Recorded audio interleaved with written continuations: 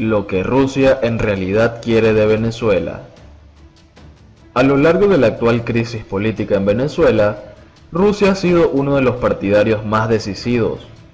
La semana pasada Nicolás Maduro visitó al presidente ruso Vladimir Putin en Moscú con la esperanza de recibir garantías de que el Kremlin continuara apoyando a su administración ante las continuas turbulencias y la presión internacional para que renuncie. En septiembre, Estados Unidos impuso nuevas sanciones a 4 compañías navieras registradas en Chipre y Panamá para detener las exportaciones de petróleo venezolano a Cuba. La semana pasada, Estados Unidos también prometió $52 millones en ayuda a la oposición venezolana. Sin embargo, la Unión Europea ha impuesto sanciones a 7 agentes de seguridad y servicios secretos venezolanos. Sin embargo, Rusia no ha debilitado su apoyo a Venezuela. De hecho, Moscú no solo tiene razones de política exterior para mantener relaciones fuertes con Caracas, sino también relaciones internas.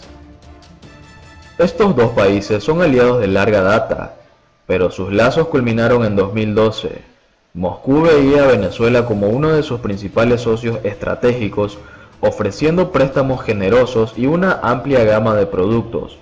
Varias empresas rusas participaron en el desarrollo de los yacimientos petrolíferos venezolanos.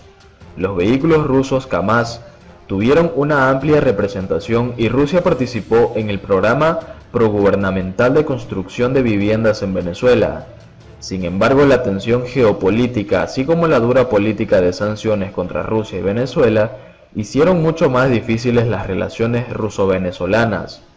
La alta inflación y el riesgo de incumplimiento en Venezuela también afectaron la voluntad de los inversionistas y exportadores rusos de hacer negocios con Venezuela y la capacidad de las empresas venezolanas de vender sus productos a compradores extranjeros. Sin embargo, el Kremlin decidió ampliar la cooperación con Caracas por varias razones.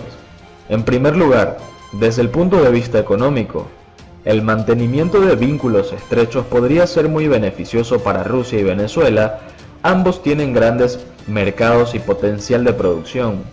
Sin embargo, el comercio entre ellos ha fluctuado durante muchos años en lo que respecta al petróleo. El interés de las empresas rusas en Venezuela es ciertamente grande.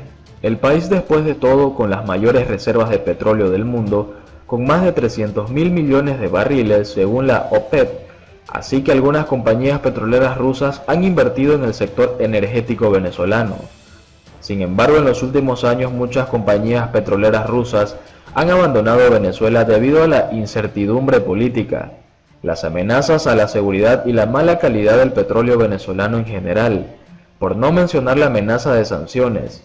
Sin embargo, un pequeño grupo de empresas, entre ellas Rosneft y Gazpromneft, sigue existiendo a pesar de las amenazas estadounidenses de imponer nuevas sanciones. Por ejemplo, a principios de septiembre, Washington anunció que estaba considerando sanciones contra Rosneft por su participación en el sector petrolero venezolano, pero Rosneft continúa comprando petróleo y desarrollando campos en Venezuela. Rusia también ve a Venezuela como un mercado potencial para el trigo ruso. Las exportaciones de trigo a Venezuela aumentaron 33% en 2018 en comparación con los años anteriores. Productos de ingeniería y productos médicos. Estos productos podrían hasta cierto punto aliviar los problemas de déficit que Venezuela ha enfrentado desde el inicio de la crisis. Venezuela, por su parte, ve a Rusia como un comprador potencial de productos agrícolas. Rusia ya compra alimentos a otros países latinoamericanos que, a pesar de los costes logísticos y arancelarios, son generalmente más baratos que la comida rusa. De hecho, Uruguay y Argentina representan el 7 y el 5% de las importaciones lácteas rusas. Argentina también es el segundo mayor proveedor de queso de Rusia después de Bielorrusia.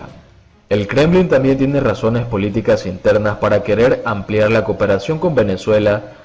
Ve una oportunidad para mejorar su posición apoyando al gobierno de Maduro porque la opinión pública rusa tiende a favorecer a Venezuela y América Latina en general. Una encuesta realizada en febrero por el Centro Ruso de Investigación de la Opinión Pública mostró que el 57% de los encuestados expresaron interés en lo que está sucediendo en Venezuela. También se encontró que el 20% de los rusos ven en el deterioro de la situación política y económica en Venezuela como resultado de las acciones de otros países, especialmente de los Estados Unidos. En cuanto a la oposición venezolana y los manifestantes antigubernamentales, el 15% dijo sentirse indiferente, el 12% desconfió y el 11% los condenó. Por lo tanto, si Moscú se niega a ayudar a Maduro, puede experimentar alguna reacción por parte del público ruso. Además, el apoyo de Rusia suministró de alimentos y un pequeño número de tropas para apoyo no militar no representa una enorme carga financiera para Moscú, dado que una ola de protestas antigubernamentales también han barrido Caracas recientemente. Tiende a ayudar a Caracas en un momento difícil. Rusia también está interesada en ampliar su presencia en el hemisferio occidental, en el patio de los Estados Unidos. Esto se debió principalmente al acercamiento con Cuba, dada su proximidad a los Estados Unidos, un país que el primer ministro ruso planea visitar a finales de esta semana por primera vez desde 2013. Pero mantener una estrecha relación con Venezuela también podría ayudar al Kremlin a fortalecer sus relaciones con Cuba. Ha sido difícil para Rusia establecer una base en Venezuela, en parte porque Estados Unidos reaccionará de manera decisiva a cualquier intervención militar rusa en Venezuela. Por esta razón, sin mencionar los costos y las necesidades logísticas, es muy poco probable que Rusia establezca una base militar en Venezuela. Pero en marzo envió unos 100 soldados allí y hace una semana un grupo de soldados rusos llegó a Venezuela para dar mantenimiento a los equipos fabricados en Rusia. Venezuela fue uno de los mayores compradores de armas rusas, adquiriendo tanques rusos, lanzacohetes Grad, sistemas de misiles Pechora 2M, sistema de defensa aérea S-300 y muchos otros. Pero hoy en día Venezuela ya no se considera a un mercado importante para las armas rusas. En el pasado, estos bienes fueron adquiridos principalmente a través de préstamos rusos, y Moscú ya no puede contar con Caracas para pagar sus deudas. Dado el costo de la economía, Moscú también carece de fondos y no quiere conceder préstamos mientras no pueda estar seguro de que vayan a ser reembolsados. Así, la actividad de defensa de Rusia en Venezuela hoy en día se limita principalmente a la implementación de contratos antiguos y a la preservación de activos que ya han sido entregados en acuerdos anteriores. Sin duda, Rusia tiene intereses económicos y geopolíticos a largo plazo en Venezuela. Sin embargo, su capacidad para aumentar su presencia en el país es limitada, en parte debido a sus propios obstáculos económicos que incluyen la caída de los precios del petróleo, la caída de los ingresos del presupuesto federal y el deterioro de las condiciones de vida del pueblo ruso. Sin embargo, Moscú seguirá haciendo gestos de cooperación reforzada para reforzar los vínculos a largo plazo, no solo por los beneficios económicos potenciales, sino también porque el Kremlin sabe que se trata de una posición política interna popular. Por otro lado, la ONU le exige a Nicolás Maduro que deje de perseguir a los empresarios. La Organización Internacional del Trabajo de Naciones Unidas se mostró preocupada por todos los actos de violencia, amenazas, persecución, estigmación, intimidación u otra manera de agresión en Venezuela. La Organización Internacional de Trabajo de Naciones Unidas le pidió al régimen de Venezuela que cese todos los actos de violencia, amenazas, persecución, estigmatización, intimidación u otra manera de agresión contra las organizaciones de empresarios y trabajadores no afines al gobierno.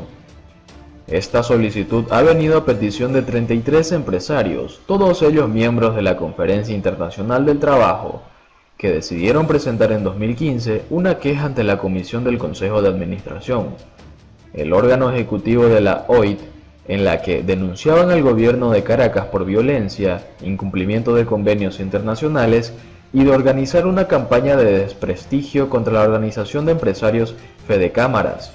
La comisión ha mantenido desde entonces varios contactos con las partes afectadas y sesiones con la participación de testigos provenientes tanto de autoridades como de los sectores no gubernamentales.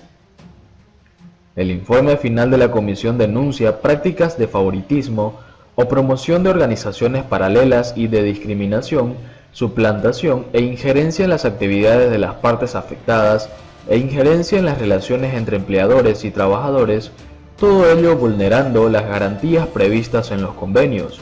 El informe de los expertos expone recomendaciones orientadas a promover el respeto de la libertad sindical como base de un diálogo Tripartito para la Reconciliación Nacional, el Desarrollo Económico Sostenible y la Justicia Social.